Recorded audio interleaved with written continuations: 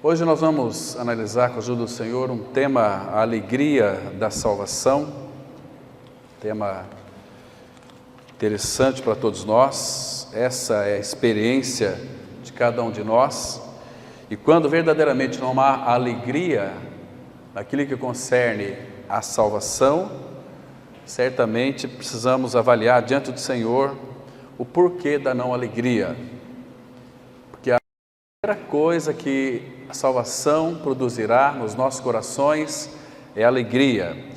Vamos ler aqui inicialmente, irmãos, Provérbios capítulo 10, versículo 28. Assim está escrito: a esperança dos justos é alegria, mas a expectação dos perversos perecerá. Deixa eu ler de novo.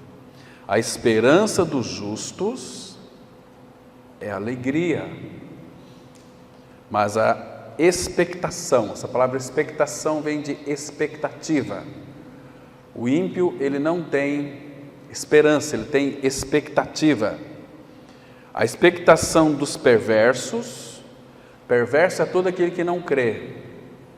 Por mais bom que ele seja, a Bíblia o diz e o chama e o denomina como ímpio ou perverso. Então a expectativa dos perversos perecerá. Vamos ter uma palavra de oração. Pai, no nome de Teu Filho Jesus, abrimos, ó Pai, os nossos ouvidos para Ti mesmo. Nos dê, Pai, esta consciência plena de que quando lemos a Tua palavra, é Tu quem falas. Tua palavra, ela tem uma eficácia tremenda em nossas vidas, porque ela é viva e eficaz, ela é penetrante. Tua palavra, Pai, um dia, quando nós ouvimos o Evangelho da Graça, esta palavra perfurou os nossos corações, trouxe iluminação e entendimento espiritual para as nossas mentes. E agora, Pai, nesse momento tão sublime, quando estamos diante do Senhor, com a Tua palavra aberta, e sabemos que a Tua palavra é um terreno santo, e não há em nós capacidade alguma para falar de assuntos tão profundos, porque essas verdades procedem do Teu coração para cada um de nós. Nos ensina, Pai, a recebê-la como realidade espiritual, e faz com que verdadeiramente ela fique fixada em nossas mentes e possamos ruminá-la durante os dias, as horas que antecedem a Tua volta, a volta do Senhor. Entregamos nas Tuas mãos, ó Pai, esse ambiente. Fala conosco, ó Pai, pelo Teu Espírito. Nós oramos em nome de Teu Filho Jesus. Amém.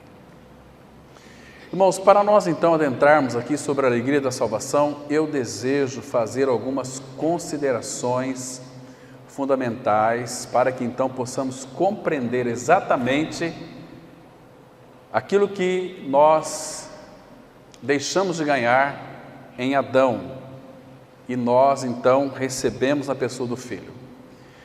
Em primeiro lugar, começando lá em Gênesis, vocês se recordam, quando o Senhor Deus deu aquela ordem para Adão e Eva não comerem do fruto proibido ou do fruto da árvore do bem e do mal, que é o nome daquela árvore que produz aquele fruto, vocês se lembram que Satanás então, com a sua astúcia, mais sagaz de todos os animais que havia ali no Éden,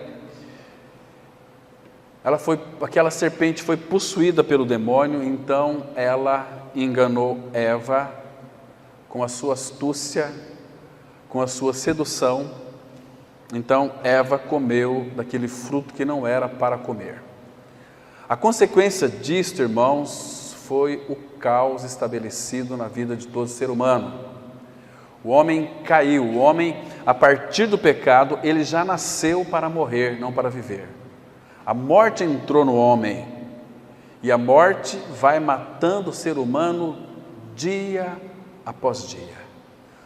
Todo homem que nasce neste mundo nasce para morrer, não para viver. Jó, ele vai mostrar isso de uma forma tão clara, que o homem nascido de mulher vive pouco tempo e vive também cheio de inquietação, cheio de ansiedade. Há um barulho na sua mente, um barulho na sua alma. Um homem muito inquieto, um homem muito preocupado com as coisas deste mundo. Por que as coisas deste mundo preocupam o homem? Porque o homem tem o seu coração nas coisas deste mundo. Esse mundo é muito grande, então isso gera preocupação. Mas aquele que está com seus olhos postos no Senhor Jesus Cristo, que é o Criador deste mundo e que tem este mundo em suas mãos, esse homem, essa mulher que então confia no Senhor, não se abala, mas sabe que Ele governa todas as coisas, tudo aquilo que Ele criou, pela palavra do seu poder, por essa mesma palavra Ele a sustenta. Eva comeu e deu para o seu marido, e ele também comeu. E o que houve no instante em que eles comeram do fruto proibido? A palavra fala em Gênesis 3, versículo 6, vendo a mulher que aquela árvore era agradável aos olhos, árvore desejável para dar entendimento, tomou do seu fruto e comeu, deu também ao seu marido, e ele também comeu. O versículo 7 diz assim: abriram-se então os olhos de ambos e percebendo que estavam nus, cozeram folhas de figueira. Quando eles comeram do fruto da árvore, do conhecimento do bem e do mal, eles morreram espiritualmente, mas ali os olhos deles foram abertos não para o Senhor, mas para si. Essa é a consideração que eu quero fazer com os irmãos aqui, para nós adentrarmos sobre esse tema, a alegria da salvação. Eu vou mostrar um texto no Novo Testamento, que eu queria que os irmãos abrissem comigo, lá em Lucas capítulo 24, eu quero fazer um contraste entre Gênesis capítulo 3, versículos que nós lemos, e com alguns versículos aqui do capítulo 24 de Lucas. Irmãos, vocês se recordam que lá os olhos deles foram abertos para si. Eles morreram para Deus e nasceram para si, se tornando então alma vivente. A alma que foi agora contaminada pelo pecado, porque o velho homem instaurou-se no homem internamente. O pecado estava fora do homem, entrou no homem pela desobediência. Se você ler Romanos capítulo 5, você vai entender claramente. Então ali, abriram-se então os olhos de ambos. Aqui em Lucas 24, irmãos, do versículo 13 em diante, nós não vamos ler todo para nós ganharmos tempo. Vocês se recordam que fala de dois discípulos no caminho de Emaús, um era o Cleopas, aí no versículo 18, o outro nós não sabemos o nome porque não é mencionado. Esses vinham conversando sobre os últimos acontecimentos, e o acontecimento era que Jesus Cristo havia morrido numa cruz, mas eles se esqueceram que Jesus havia feito uma promessa para eles, que ao terceiro dia, Deus o Pai o ressuscitaria dentre os mortos. Então Jesus foi ressuscitado dentre os mortos e permaneceu na face da terra 40 dias ainda. E um dos encontros maravilhosos que o Senhor Jesus Cristo teve foi com esses dois discípulos para tratar com eles, com a incredulidade do coração deles. Quando Jesus falava, e Ele continua falando conosco hoje também, a palavra do Senhor, ela tem uma direção muito adequada, muito certa, é o nosso coração. O alvo certeiro da palavra é o nosso coração. Quando Jesus, depois que saiu do meio deles, eles disseram uns aos outros, uma coisa muito interessante: porventura não nos ardia o nosso coração quando Ele falava conosco? Mas irmãos, quando Jesus se colocou no meio desses dois discípulos aqui em Caminhos de Emaús, eles não conheceram o Senhor, como Maria Madalena também não. Aqui nós temos que tirar uma lição importante. Nós só vamos conhecer o Senhor se Ele se revelar. Agora, como que nós sabemos que eles queriam que Jesus então fosse revelado? Porque aqui implicitamente, vocês se recordam, que Jesus, quando chegou perto da casa deles, Jesus aqui no versículo 28, acompanhem comigo aí, irmãos, quando se aproximavam da aldeia para onde iam, fez ele menção de passar adiante. Por que Jesus fez menção de passar adiante? Porque Jesus queria aqui uma resposta dos lábios deles, daqueles dois discípulos. Então, o versículo 29 diz assim, no 28, Jesus chegou no local deles, Jesus fez menção que ia embora. Mas eles, olha o versículo 29 aqui, mas eles o constrangeram dizendo, fica conosco, porque é tarde, o dia já declina, e entrou para ficar com eles. Irmãos, quando um coração deseja o Senhor, ele permanece, ele fica. E aí, olha o que aconteceu aqui, e aconteceu que, irmãos, vamos fazer um contraste aqui, quando Adão e Eva comeram do fruto da árvore do conhecimento do bem e do mal, que os olhos deles, de Adão e Eva, foram abertos, mas para si. O homem começou a olhar para si e começou a autogovernar a sua própria vida. O homem começou a se dirigir. Agora aqui, versículo 30, aconteceu que quando estavam à mesa, tomando ele o pão, o abençoou e tendo partido, lhes deu. Agora, olha que interessante, irmãos. Então, se lhes abriram os olhos e o reconheceram. As palavras reconheceram, aqui Cristo foi revelado para eles. Agora, quando Jesus partiu o pão, que eles comeram deste pão, que simbolicamente era um pão que tinha lá, mas espiritualmente era o próprio Senhor, porque tudo que Ele dá para nós como alimento procede dEle, a procedência é dEle. Então, quando eles comeram o pão, o reconheceram, olharam para Ele e disseram, é o Senhor. O Senhor foi revelado a eles, mas Ele desapareceu da presença deles. Agora aqui uma pergunta, por que Jesus desapareceu da presença deles? Porque até aqui, quando Jesus se revelou a eles o conheciam como Jesus de Nazaré, o homem que havia sido feito carne. Mas Jesus estava aqui em carne e osso.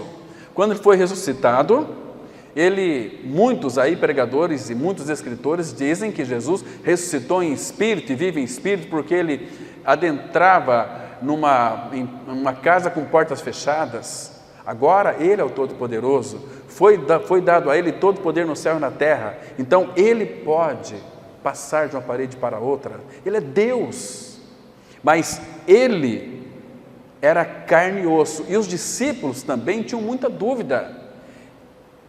Nós estamos vendo um espírito, e aí Jesus provou que Ele não era espírito. Olha aqui o versículo 36, falavam ainda estas coisas, quando Jesus apareceu no meio deles, dos discípulos, eles disse, paz seja convosco. Eles, porém, surpresos e atemorizados, acreditavam, estavam vendo um espírito. Mas ele lhes disse, por que estáis perturbados? E por que sobem dúvidas ao vosso coração? Vede as minhas mãos e os meus pés, que sou eu mesmo. Apalpai-me e verificai, porque um espírito não tem carne nem ossos, como vedes que eu tenho. Percebe que ele não tinha sangue, todo o sangue dele foi vertido lá no Calvário. Dizendo isto, mostrou-lhes as mãos e os pés.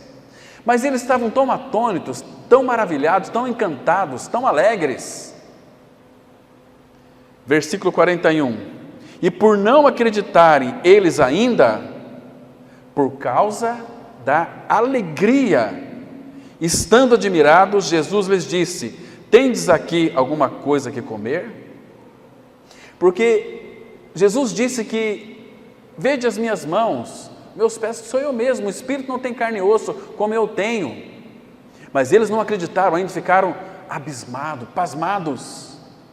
É um Espírito, ele morreu, Jesus, nós somos testemunhas da morte dele, ele está diante de nós, é um Espírito agora.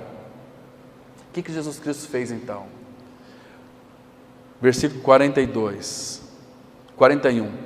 E por não acreditar eles ainda, por causa da alegria, estando admirados, Jesus lhes disse: tendes aqui alguma coisa para comer? Então lhe apresentaram um pedaço de peixe assado e um favo de mel, e ele comeu na presença deles.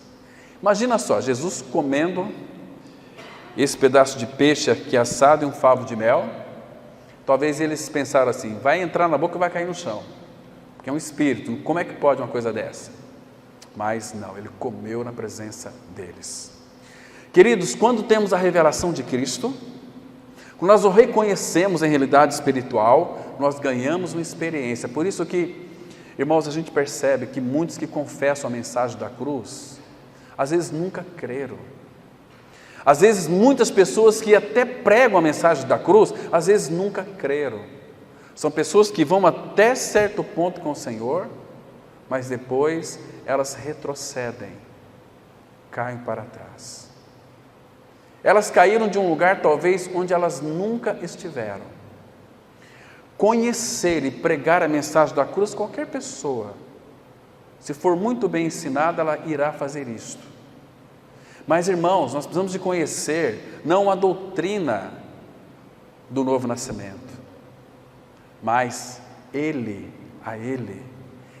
é o Salvador. A Bíblia fala como essa salvação foi executada na cruz em Cristo. E o benefício, e um dos benefícios que a salvação dele traz para o Filho de Deus, chama-se alegria. Alegria. Porque, irmãos, nós lemos lá em Provérbios 28, vocês recordam o nosso texto base, falando ali que, 10, versículo 28, que nós temos uma esperança, e nós lemos o texto dizendo o seguinte, que a esperança dos justos é a alegria. Essa palavra esperança significa confiança no cumprimento de um desejo ou de uma expectativa. Ou seja, hoje nós cremos em Cristo crucificado pela fé. Esta fé, todos nós sabemos que a definição de fé que a Bíblia dá para nós, a fé é o firme fundamento das coisas que se esperam. É o firme fundamento. A nossa fé tem um fundamento. O fundamento é Jesus Cristo. Às vezes, se você ter fé na palavra, você não tem nada. Nós temos que ter fé naquele que é a fé. Jesus é o autor e o consumador da fé. Ele é a minha fé. A palavra fala em Gálatas 2:20, né? E ele morreu por todo, aqui, assim, estou crucificado com Cristo, vivo não mais eu, mas Cristo vive em mim, e a vida que agora vivo na carne, vivo-a pela fé do Filho de Deus, ou no Filho de Deus. Nós somos habitados pela fé. Como que nós então cremos? Porque Ele deu fé para nós crer. Parece que Ele pega lá na sua prateleira, na despensa, uma fé e dá para nós. Não, Ele se revela a nós. Porque esta obra, ela foi concluída desde a fundação do mundo. E Deus arquitetou todas as coisas para que no tempo adequado elas fossem realizadas. Dentro daquilo que Deus havia estabelecido para a salvação do pecador. E foi exatamente isso que aconteceu. Então, quando Ele nos dá fé. Por exemplo, o texto que nós conhecemos bem de Efésios 2, versículo 8, pela graça sois salvos, mediante a fé. Graça, Ele é a realidade da graça que nós cremos. Pela graça sois salvos. Irmãos, o que significa ser salvo pela graça? Significa que Ele fez tudo por nós e nos deu e se deu a nós como uma dádiva. Pela graça sois salvos.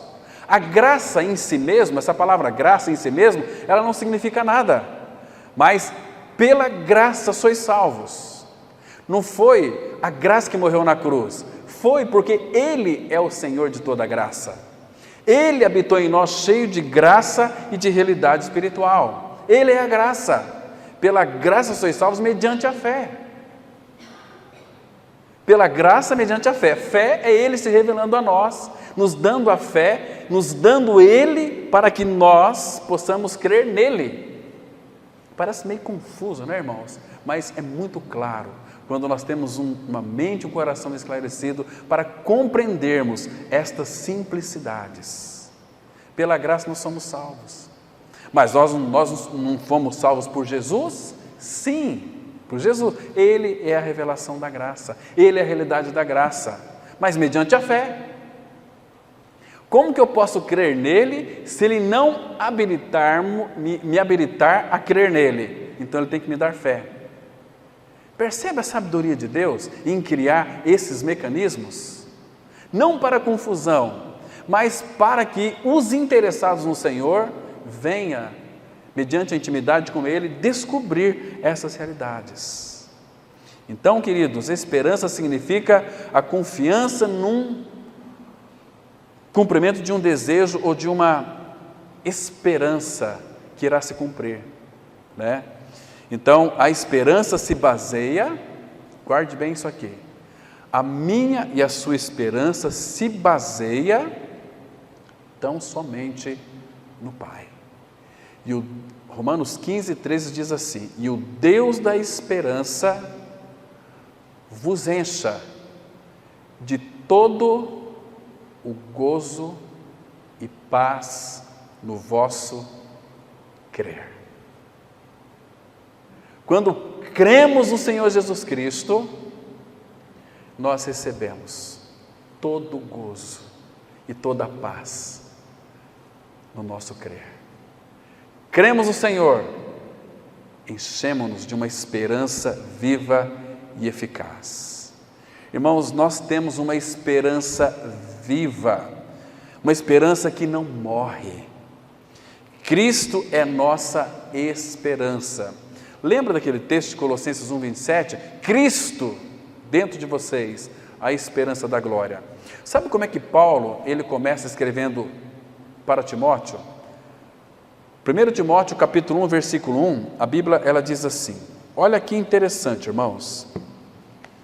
Essa esperança viva, em muitos lugares está escrito, mas aqui fala que a nossa esperança não é que Ele nos dá uma maneira de nós termos esperança, não, Ele é a nossa esperança. 1 Timóteo 1, versículo 1, Paulo já velho, bastante maduro aqui já no Senhor, então ele traz para nós revelações maravilhosas de que Jesus Cristo é a nossa esperança. Ele diz assim, Paulo, apóstolo de Cristo Jesus. O que significa apóstolo de Cristo? Paulo, enviado de Cristo Jesus, pelo mandato de Deus, nosso Salvador, e de Cristo Jesus, nossa esperança. Ele é a minha e a sua esperança. E essa esperança, meus irmãos, é uma esperança viva. Porque o apóstolo Pedro, na sua carta, ele escreveu assim, 1 Pedro 1, versículo 3, ele diz assim, bendito Deus e Pai de nosso Senhor Jesus Cristo, que segundo a sua muita misericórdia, nos regenerou para uma viva esperança, mediante a ressurreição de Jesus Cristo dentre os mortos. Por que uma viva esperança? Porque Cristo é a nossa esperança, então nós temos uma esperança que é viva. A nossa esperança, ela nunca morre. A nossa esperança é além do túmulo. Nós temos uma esperança, a esperança da glória. Agora, sabe qual é o símbolo dessa esperança, irmãos? É uma coisa chamada âncora. Estou dizendo isso para nós termos uma convicção mais profunda de quem nós somos hoje e para onde Ele vai nos levar. Cristo, diz a palavra de Deus, Ele é a âncora da alma. Vocês conhecem âncora? Abra aqui em Hebreus capítulo 6. Hebreus 6. Vamos ler a partir do verso 18. A âncora é quando o navio ele vai se atracar quando ele para, aquela âncora é descida, 2 âncoras, então, para manter o navio ali parado. Agora, Hebreus 6, versículo 18, ele diz assim: para que, mediante 2 coisas imutáveis, nas quais é impossível que Deus minta. É impossível Deus mentir. Se tem uma coisa que é impossível para Ele, é mentir. Então, irmãos, devemos ficar bem atentos à verdade da sua palavra. Devemos nos voltar para a palavra. Então, é impossível que Deus minta. Forte alento. Essa palavra forte alento significa forte, coragem, força, entusiasmo, alegria. Forte alento tenhamos nós que já corremos para o refúgio, a fim de lançar mão da esperança proposta. Ele propôs para nós uma esperança, é o seu Filho. Agora, ele diz aqui no 19, a qual temos por âncora da alma, segura e firme, que penetra além do véu. Irmãos, olha que coisa interessante aqui. A nossa âncora da alma, ela penetrou além do véu, que é a presença literal do Pai. Mas a âncora, ela está ligada ao navio. E nesse contexto aqui, quem é o navio? É a sua igreja, é o seu povo, todos aqueles que creram. Então, que já penetrou o véu, onde Jesus, como precursor, primeiro, cursor, é o que fez o curso primeiro. Jesus entrou e está diante do Pai, mas nós estamos ligados a Ele, porque Ele é a âncora da nossa alma, segura e firme. Onde Jesus, como precursor, entrou por nós, tendo se tornado sumo sacerdote para sempre, segundo a ordem de Melquisedeque. Então, o nosso caminho até a glória está seguro, se você de fato creu no Senhor, se você tem Ele como realidade espiritual, se você morreu e ressuscitou com Cristo, Cristo é a sua vida, então você tem a certeza da salvação assegurada. Então agora a gente vai caminhar um pouquinho pela palavra, vamos ver alguns pontos específicos onde é mostrado que todo o resultado da salvação, o primeiro aspecto ou a primeira manifestação que um filho de Deus vai ter, daqueles que creram, é uma coisa chamada alegria, regozijo. Porque você imagina, irmãos, você está atolado num tremedal de lama, num lodo, ou talvez numa areia movediça, Salmo 40. Ele me tirou de um poço de perdição, de um tremedal de lama, e me firmou os meus passos sobre a rocha. Você estava morto e morrendo. A humanidade está espiritualmente morta e morrendo.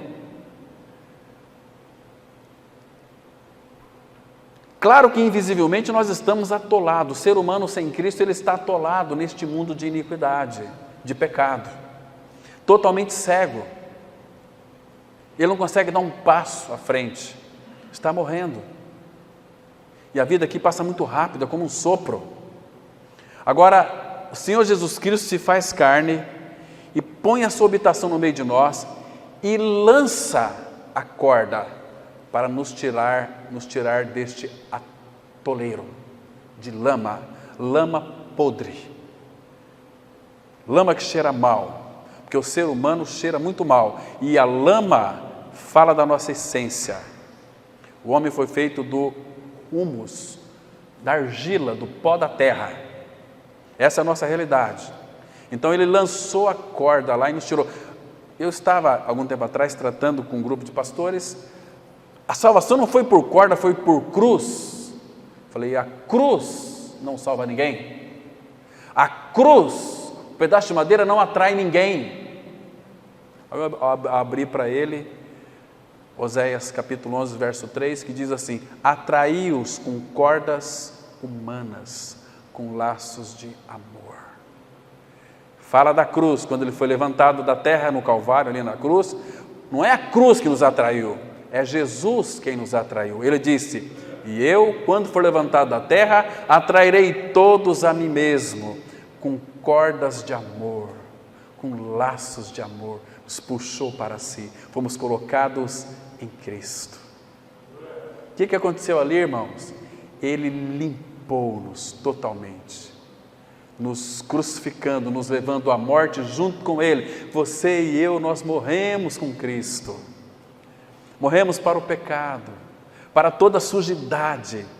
Mas e os meus pecados que eu cometi lá anteriormente? Irmãos, vocês se lembram que quando Cristo foi crucificado, Ele verteu todo o seu sangue. Quando aqueles cravos penetraram a mão do nosso Senhor, os pés, a coroa de espinho, todo o sangue dele foi vertido. Pedro fala em 1 Pedro 1,18, que aquele é o precioso sangue de Cristo. É o sangue que nos purificou dos nossos pecados. O que significa purificar, irmãos? Significa tornar algo que é vermelho mais branco do que a neve, mais alvejado do que a neve. É o sangue que tem poder para fazer isto. E agora, irmãos, como que um homem que já creu em Cristo Jesus, uma mulher que já creu em Cristo Jesus, fica vivendo uma vida de carranca, uma vida de cara amarrada? Isso é rabugentice pura. Alguém diz que todo filho de Deus que não é alegre, ele está ofendendo o seu Senhor. Paulo estava preso naquela masmorra, lá em Filipos. Ele disse assim, Filipenses 4:4, alegrai-vos sempre no Senhor. Outra vez digo, alegrai-vos. Vocês se lembram quando, lá em Filipos, Paulo e Silas foram presos? O que foi que aconteceu naquela ocasião ali, irmãos? Eles oravam e cantavam louvores a Deus. Agora, você já parou para pensar qual era o teor da oração de Paulo? O que é interessante, por quem que Paulo orou? Paulo, irmãos, Paulo e Silas eram dois irmãos maduros. Paulo e Silas, se você ler Atos, ler suas cartas, você sempre vai encontrar: tenho orado por vós incessantemente, oro por vocês, pelo nome de cada um de vocês. Paulo, ele não tinha a sua vida preciosa para si mesmo, ele disse isso lá em Atos 20:24, não tenho a vida preciosa para mim mesmo. A incumbência dele era cumprir, testemunhar do Evangelho da Graça. O que Paulo orou lá em Atos capítulo 16? Quando ele estava, depois de tomado uma surra, preso, naquela masmorra fétida, sofrendo dores, porque quando você apanha, as tuas costas, você leva aí umas 40 chibatadas nas costas, 1, 2, 3 vai doer, depois parece que não dói muito, mas depois, quando aquilo esfria, a dor é insuportável, não é assim? E era meia-noite, eles tinham apanhado à tarde, por causa de Jesus, e meia-noite, eles oravam e cantavam louvores a Deus. Agora, vamos lá para Atos, Uma coisa que tem me intrigado, irmãos, era por quem é que Paulo orava. Aqui ele diz assim, Atos 16, versículo 25. Lembrando que nós estamos tratando sobre a alegria da nossa salvação. Até agora estamos falando só de dor, né? Atos 16, versículo 25 e 26. Por volta da meia-noite, Paulo e Silas oravam e cantavam louvores a Deus. E os demais companheiros de prisão escutavam. Então eles oravam audivelmente. Por quem que Paulo orava, irmãos? Será que Paulo orava por aqueles que estavam presos junto com eles? Eu creio que sim. Porque quando é mencionado o nome de alguém na oração, você fica bem atento escutando. Você está preso, escuta uma pessoa lá orando e cita seu nome, opa, deixa eu ver o que ele vai orar aqui. Eu tenho convicção, irmãos, você pode crer de uma outra forma. Tenho convicção que Paulo orou também por aqueles companheiros de prisão, porque Paulo esqueceu de si. Eles cantavam louvores e oravam e cantavam louvores a Deus, e os demais companheiros de prisão escutavam. Eu creio também, irmãos, que sabe por quem mais Paulo orou aqui? Pelo carcereiro. Eu tenho certeza disso. Porque Paulo tinha uma percepção, Paulo tinha uma sensibilidade de identificar aquelas pessoas que iriam crer e não iriam crer. E isso aqui, louvor e oração, o que houve ali? De repente sobreveio tamanho terremoto que sacudiu os alicerces da prisão, abriram-se todas as portas e soltaram-se as cadeias de todos, livres. Mas agora vamos observar aqui, interessante que o Espírito Santo focou na família do carcereiro. O carcereiro era um homem perdido, talvez ele teve até piedade de Paulo e Silas aqui, mas o carcereiro despertou do sono e, vendo abertas as portas do cárcere, puxando da espada, ia suicidar-se, supondo que os presos tivessem fugido. Irmãos, aqui também tem uma lição interessante. Todo homem ímpio, toda mulher ímpia, eles têm uma tendência muito grande para suicídio. Conheci pessoas que se suicidou por causa de dívidas pequenas. Conheci pessoas que se suicidou por causa do marido, por causa do noivo, por causa da noiva. E por aí vai. Mas Paulo, aqui, era talvez a vingança de Paulo, né? Quando aquele carcereiro ia se suicidar, olha o que Paulo disse para ele aqui no verso 28. Mas Paulo bradou em alta voz: não te faças nenhum mal, que todos aqui estamos. Então o carcereiro, tendo pedido uma luz, entrou precipitadamente e trêmulo prostrou-se diante de Paulo e Silas. Depois, trazendo-os para fora, disse: senhores, que devo fazer para que seja salvo? Aqui, todo religioso tem essa tendência: o que eu tenho que fazer para ser salvo? Claro que isso aqui foi uma pergunta muito adequada para Paulo. Responderam-lhe: crê. O que eu tenho que fazer para ser salvo? Crê no Senhor Jesus. O problema nosso, irmãos, é que nós escutamos muitos assuntos paralelos, empolgantes, emocionantes de muitas pessoas, que nos leva a crer na experiência dela para sermos seguidores de homens e não do Senhor. Temos que levar as pessoas a crerem naquilo que é o Salvador, porque não há abaixo do céu nem outro nome dado entre os homens pelo qual importa que sejamos salvos: Jesus Cristo. Não há outro. Crê no Senhor Jesus e será salvo tu e tua casa. Então é só eu crer então que eu vou ser salvo? Espera aí, vamos crer de uma forma adequada. O que Paulo e Silas fizeram com o carcereiro? Olha o 32. E lhe pregaram a palavra de Deus e a todos de sua casa. Eles estavam ansiosos para conhecer o Senhor, para crer, para ser salvos. Eles queriam ser salvos, mas não sabiam o caminho. Paulo apontou, o caminho é Jesus.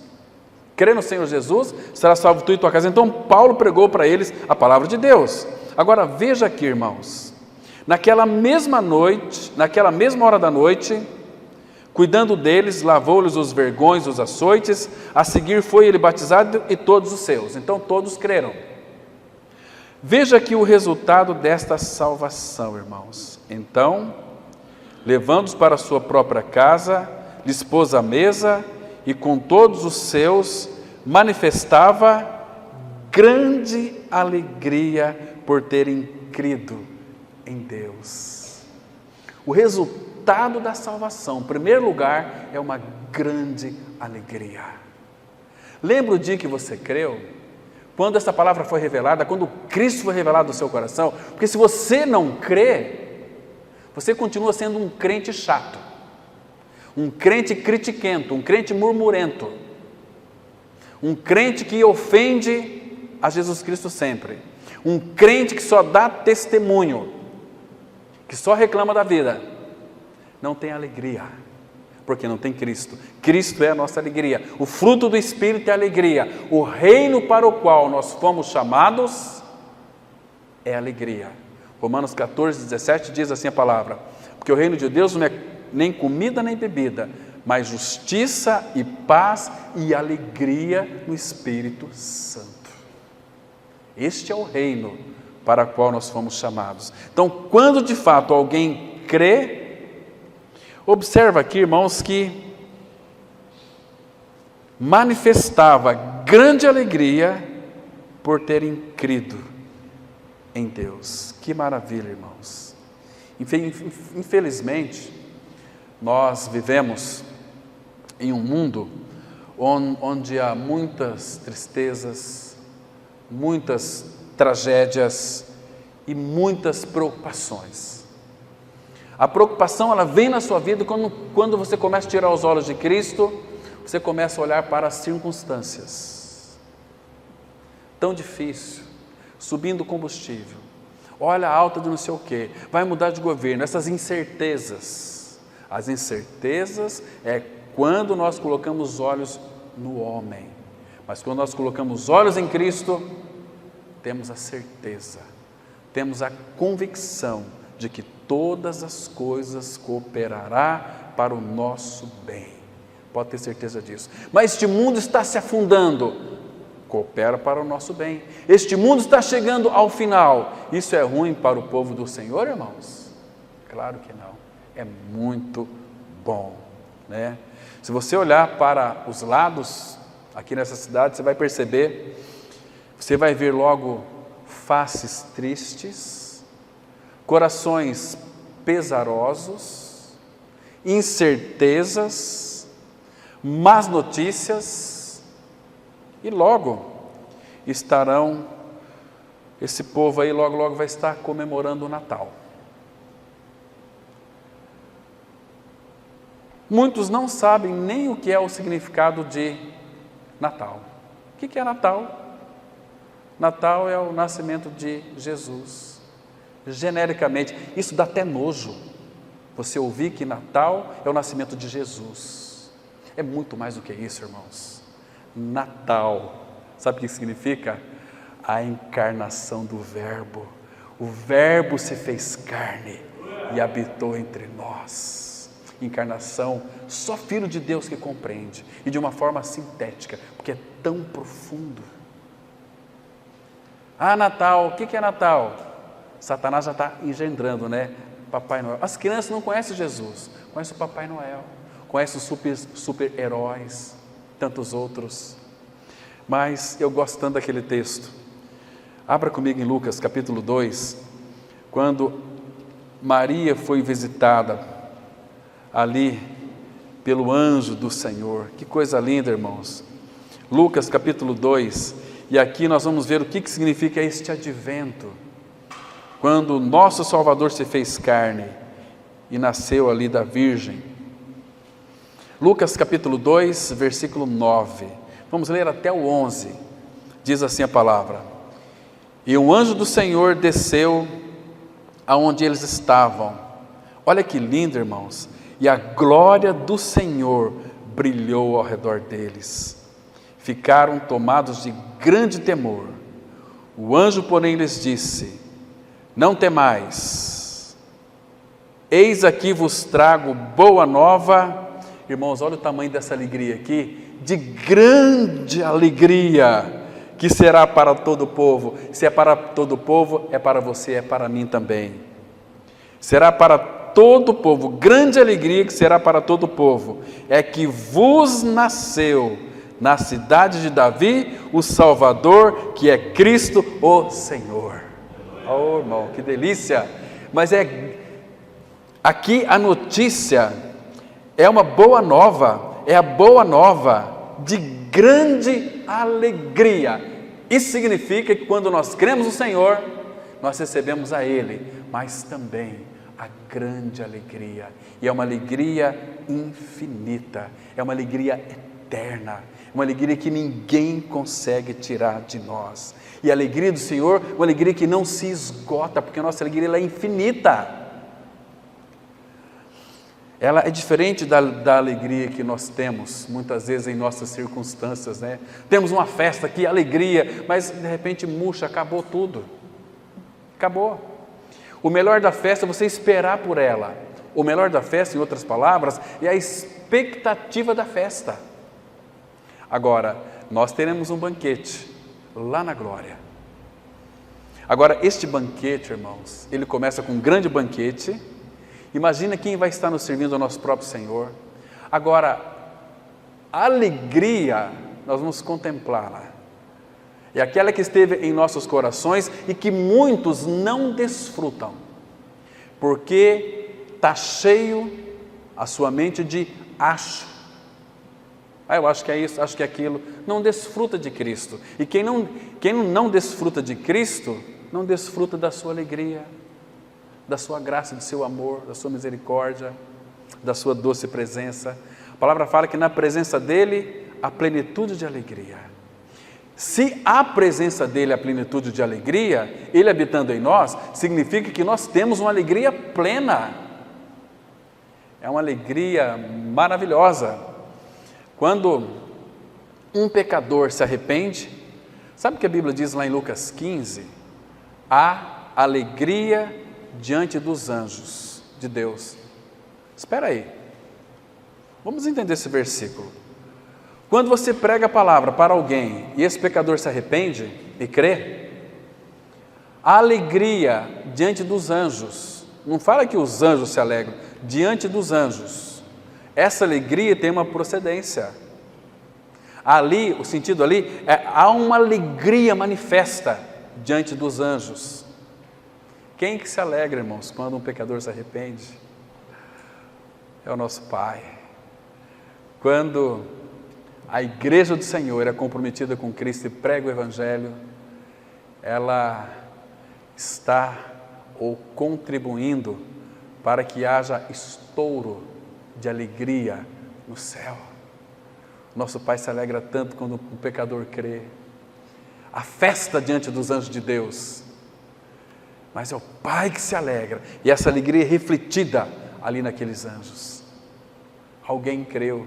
Irmãos, que importância para o Pai quando um pecador se arrepende e crê. Irmãos, por que nós somos tão negligentes na pregação do Evangelho da Graça? Pregar o Evangelho aqui é muito fácil. Você ora, você busca, o Senhor fala com você, vem aqui e prega. Mas irmão, o mundo está sedento de Cristo. E nós temos ouro, natureza divina, para entregar para esse povo, para levar para esse povo. O povo está morrendo, e se uma pessoa morrer sem Cristo, ela vai perecer eternamente no inferno. Hoje muitos pais não se importam com seus filhos. Deus vai fazer, Deus vai fazer. Você tem responsabilidade, você tem a sua contribuição. Os filhos não são nossos, filhos são dádivas que os pais nos dão para nós educá-los no caminho e devolver para o Pai. salvos. Percebe? Eu tenho sofrido muito, irmãos, porque minha filha ainda está quase crendo, mas não creu ainda.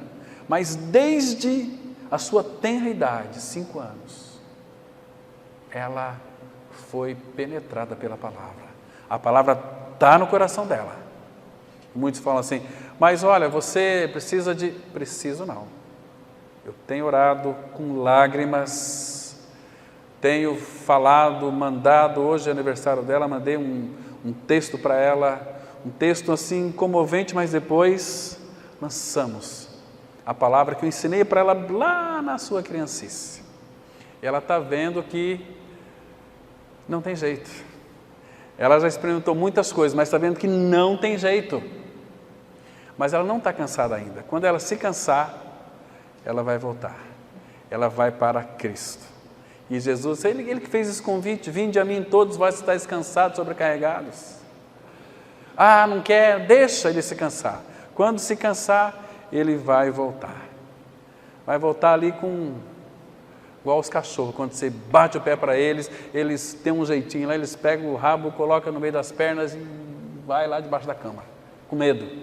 Não é assim? Assim é o pecador também, rebelde, fugindo de Deus. Claro, quando você quiser fugir de Deus, o diabo lhe empresta até o cavalo e com as esporas, para você ir bem longe, mas se subo aos céus, tu lá estás, se vou lá no mar, nas profundezas, tu lá estás também, estou nas mais trevas, tu lá estás, trevas e luz para ti a mesma coisa. Para onde me ausentarei do teu Espírito, da tua presença?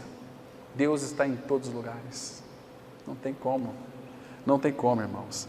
Mas uma das coisas que alegra, é uma alegria grande, verdadeira, é uma alegria que o mundo não pode nos dar, é Cristo. E é uma grande alegria. Abra aqui, por favor, no Salmo 43. Salmos 43. Texto tão precioso, irmãos. Versículo 3 e 4. 3 e 4. Diz assim a palavra. Salmos 43, versículo 3 e 4, diz assim: envia a tua luz e a tua verdade, para que me guiem e me levem ao teu santo monte e aos teus tabernáculos. Aqui, tabernáculos, Deus tem muitas moradas. Deus habita em você, habita em mim. 2 Coríntios 5 fala: se este tabernáculo se desfizer, nós temos um da parte de Deus. Você é um tabernáculo de Deus, você é uma morada de Deus. Então, me leve ao teu santo monte e aos teus tabernáculos. Claro que aqui, esse santo monte está falando daquele monte onde o nosso amado Senhor foi crucificado, porque senão não faria sentido o versículo 4. Porque altar na Bíblia fala da cruz. Olha só, envia a tua luz e a tua verdade, para que me guie e me leve ao teu santo monte. Aprendendo a palavra, nós vamos a ele. Então, e depois aos teus tabernáculos. Os teus tabernáculos é a igreja. Não é tabernáculo, seria ele, mas tabernáculos onde Deus habita. Habita em você e em mim, o povo de Deus reunido constitui-se a igreja de Cristo. Aí ele fala no versículo 4: então irei ao altar de Deus. Altar de Deus que me leve ao teu santo monte. Então irei ao altar de Deus. Percebeu aqui, irmãos, que é a cruz? Então irei ao altar de Deus, que é a minha grande alegria. Salvação, consequência é alegria. Então irei ao altar de Deus, o Deus que é a minha grande alegria. Que maravilha, irmãos. Agora, essa alegria, quando cremos em Cristo, não é uma alegria circunstancial, não. É uma alegria tremenda, uma alegria maravilhosa, é uma alegria que verdadeiramente tem que nos despertar para ela. Isaías 51, versículo 11 e 12. Aqui vai mostrar de uma forma tão nítida, tão clara, que essa alegria, porque fomos resgatados, é alegria eterna, alegria perpétua, que diz assim, olha só, que 2 versículos maravilhosos, irmãos. Isaías 51, versículo 11 e 12, a palavra de Deus, ela diz assim: assim voltarão os resgatados do Senhor e virão a Sião com júbilo. Resgatados, vai voltar para Sião com júbilo. E o que mais aqui? E perpétua alegria lhes coroará a cabeça. Irmãos, a alegria no céu é coisa muito séria. Coroará a cabeça. O regozijo e a alegria os alcançarão, e deles fugirão a dor e o gemido. Porque onde chega a alegria, tem que sair a dor, tem que sair o gemido. E aqui, irmãos, olha aqui o versículo 12, que lindo, irmãos. Eu sou aquele que vos consola. Quem, pois, és tu, para que temas o homem que é mortal, ou filho do homem que não passa de erva? Irmãos, que coisa mais linda. É uma alegria perpétua. E nos momentos difíceis, por quê? Por que ele fala aqui, eu sou aquele que vos consola? Porque nós vamos enfrentar, irmãos, momentos difíceis. Mas nesses momentos, nós temos o Consolador. Ele não vai mandar anjo para te consolar, não. Ele diz assim, eu sou aquele que vos consola. Como é maravilhoso ser confortado pelo Senhor. Então, irmãos, quando nós estamos unidos a Cristo, a nossa alegria, ela está ancorada firmemente na sua obra redentora, aquilo que Ele é e aquilo que Ele fez. Agora, irmãos, e o que o Senhor fez por nós? O que Ele tem feito por nós? Vamos ler o último texto aqui, no Salmo 126, abra comigo aí, Salmo 126, versículo 1 e 2. Aqui é uma figura do cativeiro do povo do Senhor, que também podemos fazer uma contextualização sobre a nossa salvação em Cristo, porque ele diz assim, olha, 126, 1 e 2, quando o Senhor restaurou a sorte de Sião, ficamos como quem sonha. Imagina só, quando você teve seus olhos abertos para crer em Cristo, você se lembra o dia que você creu, irmãos? Como foi um dia maravilhoso, a alegria invadiu o seu coração. Estou sonhando, como é que pode isso agora? Eu sou filho, eu criei, Ele habita em mim. Então, a nossa boca se encheu de riso, e a nossa língua de júbilo.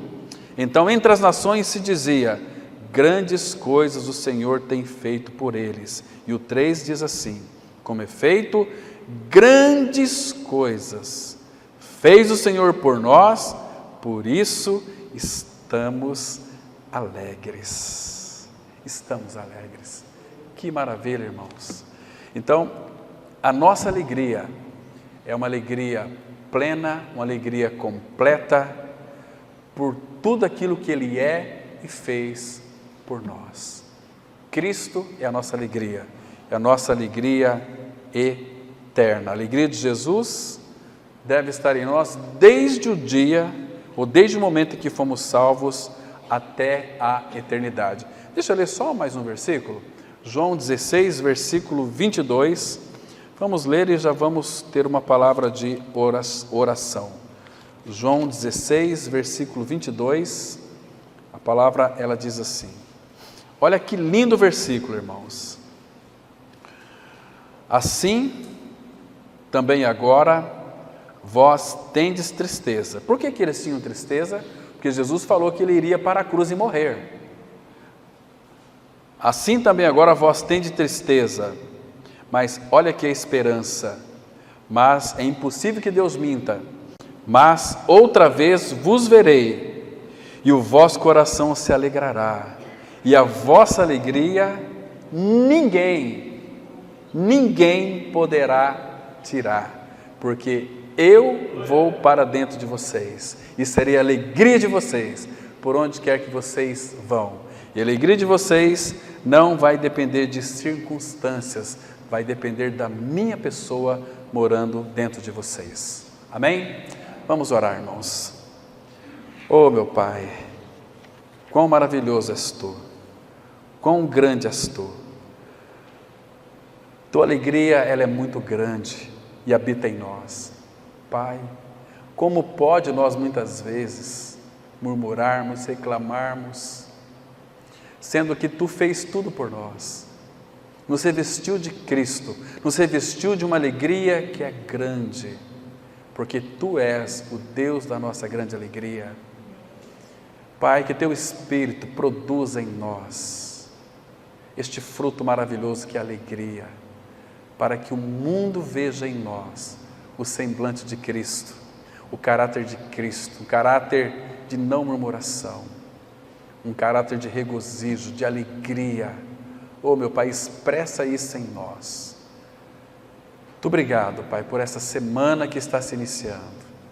Iniciamos com grande alegria, porque logo pela manhã já pudemos ouvir a Tua voz, cantar louvores ao Senhor. E os cuidados dessa semana estão em Tuas mãos. Abençoa, Senhor. Nós cremos que Tu és aquele que vai adiante de nós, aquele que está na nossa retaguarda também. Pai, mas não permita que nada venha roubar a nossa alegria. Que amanhã seja o dia que o Senhor fez para nós nos alegrarmos, regozijarmos nele. Abençoa-nos. Em nome de Cristo nós oramos. Amém.